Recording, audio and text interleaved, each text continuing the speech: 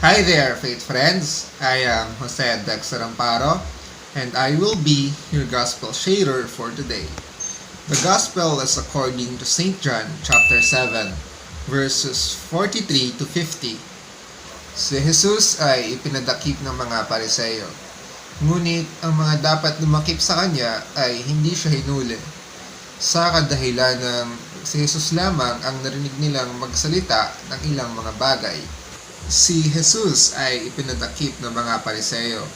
Ngunit ang mga dapat dumakip sa kanya ay hindi siya hinuli. Sa kadahilan ng tanging kay Jesus lamang nila narinig ang ilang mga bagay. Nagtaka at napatanong ang mga Pariseyo kung bakit hindi na idakip si Jesus samantalang si Jesus lamang ay nagsalita sa kanila. Sila ay napaisip kung saan nga ba galing si Jesus. Siya nga ba talaga ang anak ng Panginoon, ang Mesiyas? O isa lamang siyang taong magaling magsalita at manloko? Marami sa atin ang hindi pa nakakakilala kay Jesus o di kaya naman ay patuloy siyang hinahanap sa ating buhay.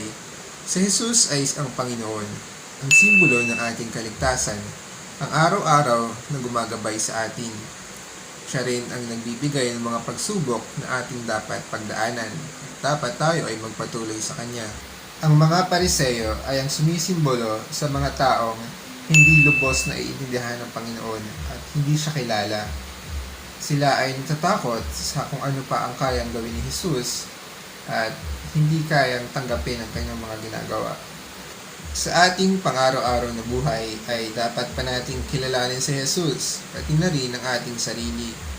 Sa pamamagitan ng panalangin ay dapat tayong manghingi ng gabay sa Kanya at umasa sa mga plano niya para sa atin dahil ang Kanyang nais ay siyang dapat manaig. Sa ating buhay ay patuloy natin na kilalanin si Jesus at ang Kanyang mga plano para sa atin. Hindi dapat tayong mangamba o magduda sa Kanya. Patuloy sa pananalangin at pagkilala kay Jesus. To be more updated to daily gospel reflections, please subscribe to our YouTube channel, Facebook PH, or visit and log in to www.facebook.ph. And always remember, God first.